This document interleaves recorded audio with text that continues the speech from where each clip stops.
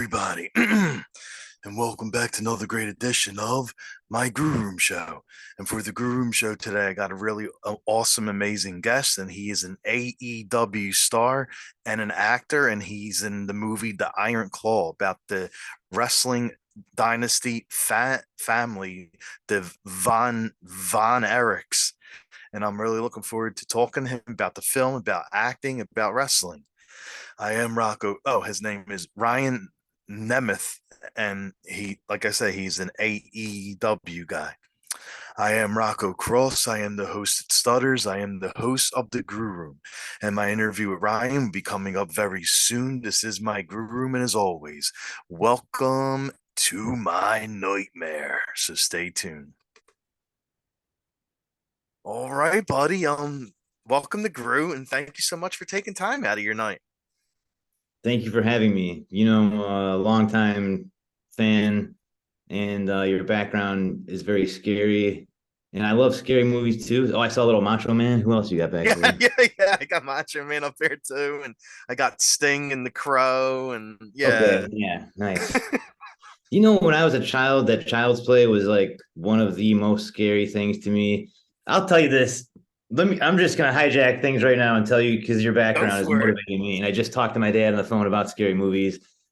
My parents used to they were very young parents and they loved scary movies, and they would have us watch things like Puppet Master and Child's Play. And then they Nice. would take our little toys and action figures, set them up like at the foot of our bed as we were sleeping, and then turn the lights on and off and like scream. So my brothers and I would wake up after having watched these, you know, back then scary movies about little Yeah. dolls killing people, and see little dolls that I guess we imagine were going to kill us, and they would scare the hell out of us, man. And I think that has led to a lot of my affinity for pranks, and I love being pranked. I love pranking people. I just love that stuff. And I think it's because at a young age they would just mess with us so hard, man. God. Yeah. Anyways, what's going on? Well, you you picked some good horror films there, like the Puppet Master films I love, and of course Child's Play Chucky films, the Chucky television series that's out. Like, oh my God, I love those things.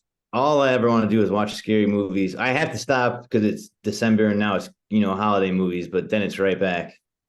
Well, Although, they have you they do watched? have Christmas horror movies. I know I put so my girlfriend and I have this little jar with a movie title, like little strips of paper. We're gonna watch a different Christmas one every night, and I put Krampus in there. And Nice, she said, nice. oh, is that about Christmas? And I said, uh-huh. And I'm not telling her anything. She's never seen it. She doesn't know. And It's a Wonderful Knife. That just came out. Michael Yes, Keaton movie. yes. I love that movie, man. He invited us to the little screening in LA. That was fun.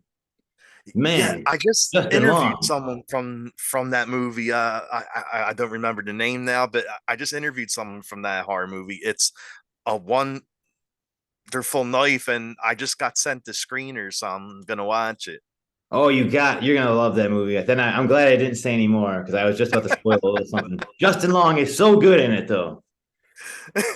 And the actor who plays the star of the movie, the main woman, she is so good. I have not seen her in anything, but I'm sure she's gonna pop up everywhere now, man. I love when someone gets like an amazing showcasing in a horror film. It's just so great. Definitely, yeah. Well, I'm glad we And covered everyone else's stuff. All right, see you later. well, you mentioned another horror film about an all-girl rock band, right? Yes, I just told my dad to watch the new VHS compilation, and a good friend of mine and co-collaborator, Maggie Levin, directed Shredding, which is part of one of the new VHS compilations. It's on Shudder, I believe, and it is very spooky and good. And I just told my dad to watch it. Sweet, bud. And you mentioned like how your love for pranks starting from an early age with Chucky and Puppet Master. Like, what was like the funniest prank you ever pulled on someone? Funniest prank I ever pulled. When WWE used to have that show Swerved, I used to write Yeah. on that show, and that was so fun, man. Um, some of those were really fun. We did one in a coffee shop in which we were kind of like We had Fandango and someone else. I think Fandango and Heath Ledger were working as baristas, and we were like on the microphone in the back telling them what to do through an earpiece, and that was just so funny, dude. There's one point in which the mic connection went out, so what I was saying, Fandango wasn't hearing, Oh. but he did exactly what I said to do, and I thought, like, dude, that is such a great like Oh comedic wow. mind thing. Yeah. Let's see, best real life prank I ever did. Oh man, you put me on the spot a little bit. Let's have that as a hovering question in the air, and then I hope as we Okay. talk more, you sometimes when I start remembering things, it'll happen. Okay, no problem. I do a lot of pranks in my daily life in which my friends and girlfriend, they'll just be like, "Hey, that's not a prank, you're just lying." And I think Oh no. sometimes that's true. I'll just invent things. Oh, I used to text myself and then change my own name to something in my phones and then make fake conversations and then send that the screen grab to someone and go, look at this. Like I love that kind of a prank, man. Love those. Oh, that's awesome. I love it. I did not do it, but I can't take credit for someone else's prank. Never mind. Okay. Okay. So, but if things come up, I'll tell you. Okay. Like I see you act and you write like Mhm. you wrote the show for the WWE Swerve like you just said, Well, I was and one of the writers. I wasn't writing I was, I was in there. and I saw you wrote a short film too, Mhm. Heels, right? Heel, singular, yeah. Heel. I made that with Maggie Levin, who we mentioned earlier. Yeah. She's a great horror writer and director. She made My Valentine. Well, I know some secret stuff she's got going on. Anyways, we made Heel together. I showed her the script and I said, I just want to know what you think about this. You're a peer of mine. I respect you. You're off on the filmmaking track, and she responded by saying, "Is it okay if we meet up and talk about this in person?" And I was like, "Sure." And she said, "I want to direct this film. I want this to be the last short film I make before my feature film career." And I was like, "Oh, I didn't see that coming at all." But hell yeah, dude, let's do it. So that was great to have her on board. We made the movie with a goal in mind of having if we wanted to feature women and a diverse, we wanted basically the way I would put it when I was pitching it to people was I want to make a movie in which on camera and behind the camera is mostly people who don't look like me, like mostly not white straight dudes. Yeah, So yeah. that was actually a really fun little selling point to have in the film. People got more excited to want to be part of it, and we crowdfunded the budget and people were very into that. So Nice. it was a movie about something. I wanted to be directed through the lens of a woman perspective, so Maggie was perfect for that. And the story is really about a woman, and so I just thought, like, I wrote this, I'll be in it, but I want to fill every position that we possibly can. You can't always do that. You can't make every position in even a short film all of anything. It's hard. It really gets hard when you start saying, but for every white dude, stunt person, makeup artist, whatever, there's always a woman or someone else also in waiting in the wings that usually don't get jobs. And so I'm proud of the film. Okay. Anyways, the film was fucking awesome. It won a bunch of awards and it screened in like 20 plus festivals, 5 countries around the world. And I'm just so proud of it. And I love it. And thank you for bringing it up. It's on YouTube. Check it out. Definitely, yeah. See, it's heel singular. The other Mhm. heels is the wrestling television series. No connection. Yeah, exactly. And like, when did your passion to act start? Like, what came first? Was it wrestling or acting? My passion for acting started when I was a freshman or sophomore in college. I think it was my first year of college. Saw a little flyer in the student center that said sketch comedy and improv troupe auditions. And it was like Nice. the next day, and I thought, damn, what the hell does that mean? I kind of want to try it, you know? And so I just showed up blindly, not knowing. Well, I knew that I liked Saturday Night Live. I liked the Upright Citizens Brigade sketch comedy show. I liked the Kids in the Hall. I liked the State. I liked anything that was sketch comedy at all. And I thought, maybe I can be a writer for sketches or something. I don't know. I have no idea what this is. And they cast me. I think my audition was probably terrible, but I think theater people like to have like an athletic normal guy in their group sometimes. Well, yeah, of course. Often in my life I fit in with these very specific groups as the I don't agree with this description, but I'm described often as a likable jock guy or something, or like our one straight guy friend, okay, I'll accept it. But I really just got hooked on this, and I thought I need to change my major. I want to just. Turns out Xavier University did not have an acting major. They had a minor in theater, and I just like shifted everything around to go as many classes as I could to do theater. I started doing plays and a lot of short film stuff and a lot of black box theater things. I did improv. I never stopped doing improv.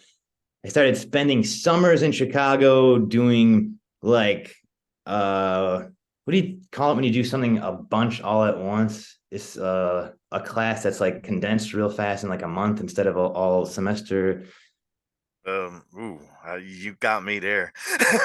There's some term for that, but I was doing all of those at like IO, and I was training with performers from IO and Second City and anything in Chicago at all. Intensive courses. So I would like spend a month or two in Chicago sleeping on my friend's couch, just like doing improv every day. And I was just enamored with it. It felt so magical to me and this was around the same time my brother was in OVW. So he was just starting wrestling with WWE. And we were kind of comparing stories. He'd be like, oh, Jim Cornette and Rip Rogers are my cranky, like bosses who are like rough around the edges, but really smart about wrestling. And I would be like, well, everyone here learned from Del Close, who is this legendary Second City, luminary who was like very rough around the edges, and a lot of people hated him, but he was so good at, his list of people was like Chris Farley, Bill Murray, Amy Poehler. So it's kind of similar to think about that. So then I kind of had to choose, do I want to pursue, comedy and acting and writing? But then I started to get a bug for wrestling. I started to go to watch my brother's OVW shows, and a show like that back then was so different to me because I was so used to watching the giant spectacle and production of Monday Night Raw or a WWE or WWF house show, and to see it up close in a smaller environment with like 300 people there and see my brother doing it. I thought, well, I usually think of wrestling as these larger than life characters who just come out of nowhere and just exist as these glorious things. But I thought, I know him. This is a guy that I just literally know growing up with, and he's just wrestling against whoever. And I thought there is a little possibility these things can happen. I love performing, I love improvising, I love being the spectacle, but also I'm athletic. I was playing rugby in college too. I just like to be active, I like to be part of things. And that's the theater people loved having their one rugby guy, like I was the one guy. So then I decided to move to Chicago full time, and I would choose and as soon as I got to Chicago, I thought, I wish I was wrestling. This sucks, It didn't suck, but my brain was just like being pulled somewhere else, man. And so I remember I came home. I've told this story so many times, but not to you ever. Hey, I'm a wrestler, so you just tell me to stop at any point. Hey, I love it. So I came to my girlfriend in Chicago, Smoker Molly, I called her, because we knew a lot of Mollies, but she smoked a lot. I came back one day and I said, hey, listen, we got to talk. And she said, she's like a nurse, and she was like tired from work the night before. She said, let me guess, you're going to leave Chicago and start wrestling and go work with your brother. And I said, I got a backpack on, and I said, I guess we don't have to talk, because that's exactly what I was going to say. And she's like, okay. And then I moved to Cleveland, and my brother was helping me learn to take back bumps and hit the ropes at like a little ring in Cleveland. And then he just got too busy on the road with I think Spirit Squad had ended. So now he was just on the road is Dolph Ziggler, I think. And so I said, I got to learn, where should I go? And he told me either Lance Storm in Canada or OVW with Rip Rogers. And so it's hard to move internationally. So I just packed up everything, sold my car, I think, and just flew to Louisville, I think, and then bought Oh a wow. car. I think I bought a car for $500 from an Olive Garden waitress the first week I moved there. Yeah, because before that, I was second week I moved there because I was riding my bike back and forth 4 miles each way to OVW practice.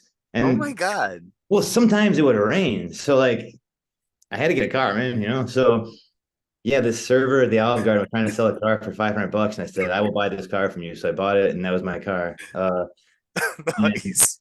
yeah, and Rip Rogers was the head trainer. Jim Cornette was writing TV, and Danny Davis was overseeing everything. And wait, I'm just talking nonstop now. You got kind of a good It's answer? Okay. no, it's good. It's good. So When I moved to LA after I left NXT, that's when I got back into acting. yeah. What do you call it? Just straight up acting and comedy and stuff. Yeah. Oh, sweet. Okay. So now there's this film that's coming out, Mhm.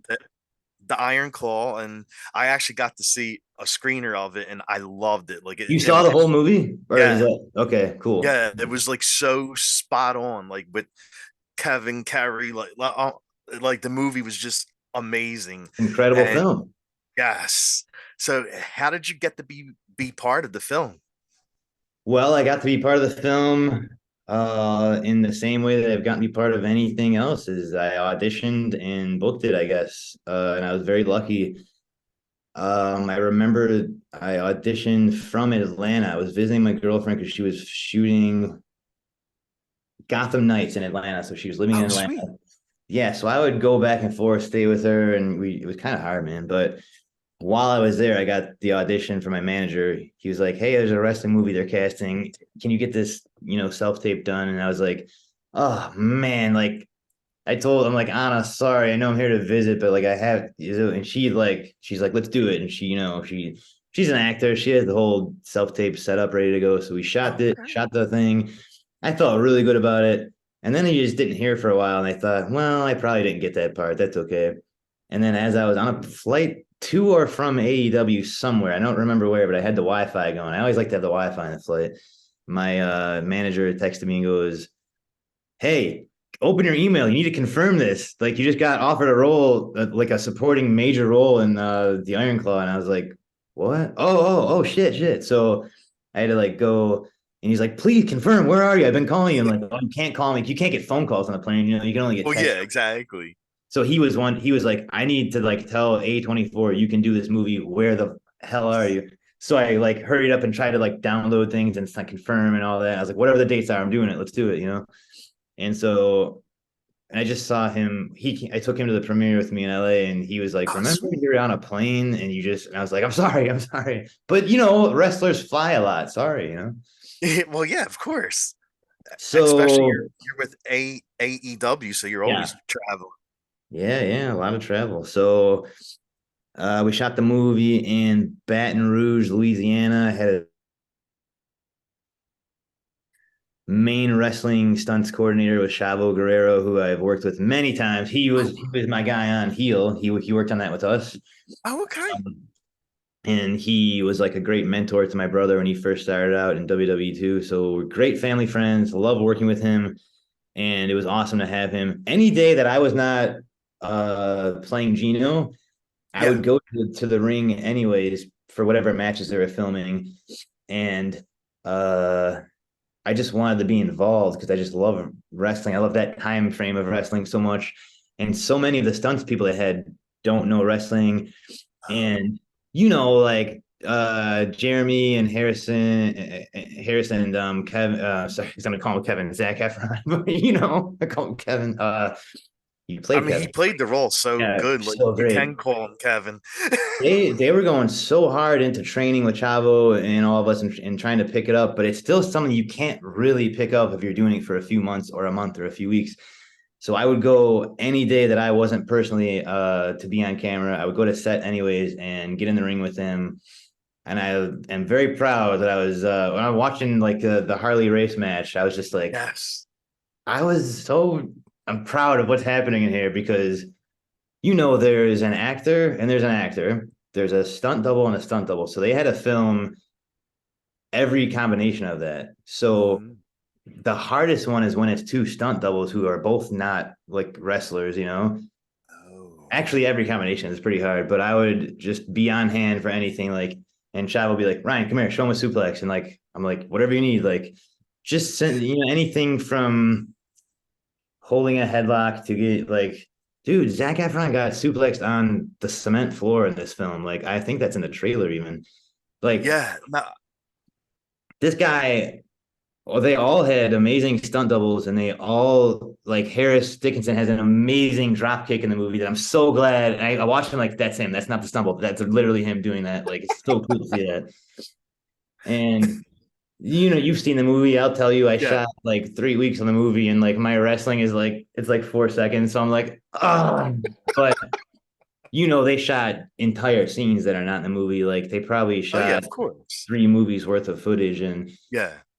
every time I read that script, I got teary eyed. It's so emotional and powerful, and I think it's very faithful. Sean Durkin did an amazing job capturing. I think it's the best that pro wrestling has ever been captured in film ever. Oh, And it that's, definitely is. like it's not always pretty. It's not always how you want it to be, but like they look like Devon Eric's wrestling, man. It's so wild. I know. And Like, cause Zach coming off the that's what top I was rope, saying. going, yeah, it's crazy. Go ahead, sorry. Yes. Oh no, sorry. No, I mean that's what I was saying when I was watching. Like when I saw Zach like leaping off the ropes Yeah, and they their wrestling looked really good. they did great. Yeah, Zach and Jeremy Harris, like they were spot on. And I yeah. was like, wow. I said, how are actors actually wrestling this well? I'll tell you, the first day that I showed up in town, I had to go to a fitting, and then I had to go meet them at like they had a boxing. They're training in a boxing ring, excuse me, which is similar to a wrestling ring, but until you get to actual set with the real wrestling ring, you can't really take bumps or get slammed or Yeah. anything. You can't really hit the ropes. It's just different. So we were doing what we could in there. But I showed up there and I saw Zach Efron, who I'd never met before, standing there like this, watching 1980s Von Erich's tag matches. And I was just like, what an incredible thing to walk in on. So it wasn't like three amazing actors, or for the main guys were wrestling the film. It wasn't like a handful of amazing A-list actors just going, Yeah. yeah, I'll play this character. They immersed themselves in Von Erich's tape and footage and all that. And I was doing the same thing with Gino for a month before that. I had never really, I was texting anyone I could text to go like, what is your favorite Gino Hernandez match? Tell me. And I was asking everybody Okay. who was like an encyclopedia, like Dax. I was asking him a lot, and he was giving me good ones. And then I would, before bed every night in the morning, and any flight I was on, I would just go to YouTube and type in Gino Hernandez versus and whatever, and Nice. like watch it, watch it, watch it. And Nice. I tried to just duplicate every single signature move he did and all his little mannerisms. And there was on the final day that I was when I wrapped, Sean, the director, pulled me aside. He said, Ryan, you brought Gino to this film, and I just wanted to like start bawling. It was a rewarding thing to hear, man. So just know when you watch the movie and there's just a little bit of Gino, just know that I freaking put months into that. And I had such a blast, dude. It was so fun. It was so fun to do what people might call like heel persona things in the ring, Yeah, yeah, but exactly. to Zach and to Harry. Like I was going insane. And there was sometimes when they would do work with some of the stunt guys who weren't wrestlers, and they'd be like, dude, I wish you were in there with me. Like it's kind of, I'm like, I know, because Uh, it's rough. If you had veteran wrestlers, and sometimes you just have stunt guys with wigs on, so it's tricky. It's tricky. oh man. But they Yeah, were no, awesome. I'm very proud of them, and it came out so great. yeah, yeah. The movie was really good, and I saw like your scene and stuff, and Max's too. Like Max was even cut a little short for the film too. Mhm. Well, like I said, you never know. Even on my experience making my little short film, like you basically make a movie 3 times. You write it, shoot it, and then you cut it. And so every one of those is completely different. From the first time I read the script, that movie, if they made what the script was, would have been like 4 hours long. It's just you can't do it. Oh, okay, And yeah. so I guess you gotta think what is crucial absolutely to the plot and development of the story. And you really have to be kind of brutal and say if it's not absolutely crucial and it's not furthering the story, that's usually the things that get cut out. So Gotcha. I had a barroom brawl with Jeremy Allen White with Carrie Von Erich because Oh my God, I was really? so psyched about. There's like cocaine flying everywhere. I was like, so Gino in the story. I know it's kind of sad because of the events of his life, but Yeah. I was basically the guy that would show up in the locker room and give everybody pain pills. I would have the cocaine at the bar. I had the women, I had the babes and the drugs. And I know it's kind of funny, but it's tragic, But so when people ask, my mom would be like, "What's your role in the movie?" Well, I said, "Well, I was Gino, and I basically gave the all of the wrestlers women and drugs throughout the whole film."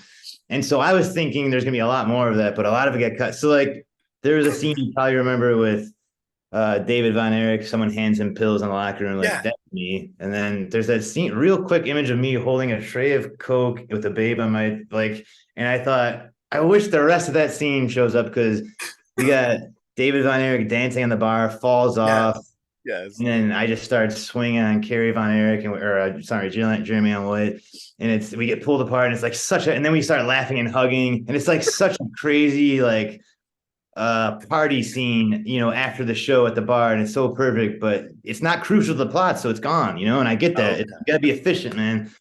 You can't have a 4 hour long movie just because you love Well, yeah. scenes. I'm Hey, happy to be a at small least you part were of it. part of it. Yeah. Yeah, that's how it goes. Definitely, definitely. And I have to say, I love your hoodie. Like it's The Simpsons, but it's like a horrified version of them, right? Yeah, it's kind of scary, huh? I I have know, I know. I love that hoodie. matching sweatpants with the same image on it. So it was a Christmas or a birthday gift from my buddy Melk. He gave me this. He knows I love The Simpsons. It's easy to get Ryan Nemeth gifts. It's either Sharks or The Simpsons, like, and you're good. Okay. And it looks like you have a similar thing. It's wrestling or scary movies. Basically, yes. Yeah, that's my like two loves in life is horror and wrestling. Like I got so many shirts. Like I don't You know what like? to Do you do. I see got bins and bins of Jericho in the shirts. Terrifier? Oh my God, that was so good. I Pretty I cool. love Huh? Art the Clown. Like those movies are so good. And from what I read, Jericho's actually going to be in the third one. Yeah, I just saw the news. Hmm. What else? What else do you want to know? Well, I know you don't have time, so I'm gonna wrap it up. And Come on, we got some time. I got a little time. oh, you sure? Okay. Lay it on me. We're cooking. Okay, good. Let him cook. Perfect, That's perfect. what they say on TikTok. Exactly. So, what kind of music do you like? Like, with are you more of a rock guy, a pop guy? What kind of Crew songs for a month, or I only want to hear the one Lady Gaga album. Uh, Overall, I mostly like a few punk bands a lot, but I am very open minded. And as I said earlier about movies, it's December, so I'm listening to Christmas music. So but I prefer when a punk band like the Kinks, Father Christmas, like Yes. or the Dickies, Silent Night. Like I'm into punk versions of Christmas songs, but I love Christmas tunes during Christmas month. Sue Okay. me. Okay. Not. So, do you have like a song that you love most, like a Christmas song, like in the house everyone loves "All I Want for Christmas Is You" and all that stuff? Like, do you have like a favorite one? I like those two. Honestly, those two I just mentioned, Silent Night, the Dickies, and the Kinks, Father Christmas one. Those would probably be my top two. Oh, nice. But I love the entire album, the Vince Guaraldi trio, the jazz Charlie Brown stuff. Like, put that on. I'm good, man. Okay, okay. And Christmas time is here. Like, that's such a good feeling to hear that. Who hates, the people who hate Christmas music? I think they're thinking of like one or two songs that are annoying. mm, Like, and there's great songs, man. There's No, really great songs. it really is like once you, because when you turn on a station like a radio station or Spotify, whatever, and you listen to the Christmas songs from start to finish, like there's a couple ones that are like really annoying, but then most of them aren't. I agree. Simpsons had a great joke about it on a couple years ago. Someone started singing the second verse and third verse to like songs, and Marge was like, "No second verses. They get too religious and weird." And I think that's a pretty good rule of thumb. It goes from togetherness and traditional like a tree and figgy pudding, and then it gets into like very biblical things that are like, what? Exactly. Yeah. And you and your brother just did a tour last month, right? Oh yeah, we were doing the Comedy Hunkamania tour. comedy tour, baby. It was awesome. We hit Chicago and Los Angeles, or in the reverse order, Los Angeles and Chicago. We have hit this year. We did LA three times. We did the Comedy Store twice. We did the Lucha Bros store. We did Vegas at the Space. We did Detroit at Go Comedy. I think we did Cleveland before that. Where else did we do? We did LA again and Chicago. We did a lot, and pretty much with few exceptions, they were all sold out and super fun and Nice. great. And we get some really amazing comedians on those shows. Earl Skakel from the Comedy Store, Matt Edgar, who's now at Joe Rogan's place in Austin. Oh, Jenna Friedman was like my favorite guest we had. She had no idea what she was getting into. I messaged her. I just like ran. She was posting. I had my baby and I want to get back into doing stand up. People just like hit me up, and I thought, all right. So I just DM'd her and said, "Hello, I'm a big fan. You don't know who I am. I'm Ryan Nemeth. I'm a wrestler. We're doing Hunkamania at the Comedy Store. Would you maybe want to do a set?" And she just wrote oh, back, "Let's do it." And I was like, "Fuck yeah, dude." I love So it. I remember sitting in the green room and going, Jenna Freeman is doing her fucking show. Like I think she's so amazing. She's an Oscar nominated screenwriter. She's one of the funniest people who has ever lived. And then she goes up there and just crushes. And I'm like, this is incredible, dude. Like, thank you, thank you, thank you, thank you so much. That I couldn't believe it. I bought her book. I was telling everyone else to Oh get her wow. buy her book. It's called Not Funny, but it is very funny. We had a lot of great people. We had wrestler special guest. Big Bill is getting real funny. He's done 3 of our shows. The Blade, Really? EW. Kayla Braxton has come up there and been part of it and very funny. We had Hornswoggle was on our last one. He was great. Nice. If Hunkamania is ever in your town, get tickets. You will not regret it. We have magicians on the show sometimes. We have Oh the my Cosmic God. Romantic Magician. It's a good show. It's fun. It's variety. There's some wrestling topic stuff, but it's really great comedy. So good shows. Uh, you definitely have to come to Philly. We have not done one there, have we? No, we haven't. Yeah, I would love to. Oh, so we paired up with Real Good Touring, who's this touring company that works with a lot of YouTube stars and comedians, and it's been great being paired up with them too. Oh man, yeah, yeah. If you and your brother come to Philly, I'm definitely there. What about just me? Well, yeah, definitely. Josh, you too. All right, let's do one more topic and then I'll leave you because you gotta leave them wanting more. If we just drag on and on, this is gonna be one of your lowest rated episodes. Are you into like Marvel and DC and all that stuff? Like, do you have a favorite superhero and villain? My favorite guy ever growing up. Well, I kind of had two, and this is very controversial. Maybe I don't know if I'm kind of out of the game now. Spider-Man Forever when I was a kid was my favorite Okay. Spider-Man, but then I got real into Venom. I So love Venom. uh when the Venom movie came out, I could not have been more excited. And then I was I don't know if you have buddies that who make those stuff, but like I was a little bummed that he was a good guy because I just loved that he was evil and would eat Yeah. people and just had this bizarre, insane thing against Spider-Man. I just thought it was so nuts. I loved it.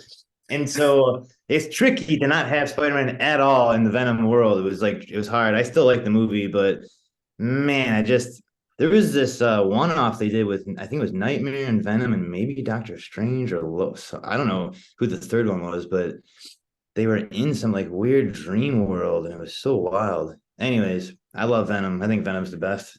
Yeah, yeah, I love Venom and Rider like that. That Oh, was dude, I used to awesome. be insane into Ghost Rider. That's right, man. I would go to the comic store, and it was those three. If it was a Spider-Man, Ghost Rider, or Venom, and I would just be like, "What can I afford today?" With my little Nice. container of quarters, I would use. My uncle Joe would give us $25 worth of quarters every summer, and so I would that would be what I used to buy comic books. Oh, sweet, sweet. Max Uh, Carnage was the last series I read as a kid, I think. okay. And it probably makes me seem old. Sorry. It's I'm gonna issue one last question, and then that's like, what is your go-to karaoke song? I don't really do karaoke because I have this very limited range of notes I can hit. um, but a few fit in there, and one that fits in there is "Everybody's Working for the Weekend" by Loverboy. Yes, that's a good That one. one I can hit all the notes without any pain or like losing it. But I sort of hate karaoke and I hate being around it and I hate watching it. And all of my friends love it. And sometimes like my girlfriend wants to have her like she'll often have her birthday party as a karaoke event. And I just have to be like, all right, be positive, just go enjoy it.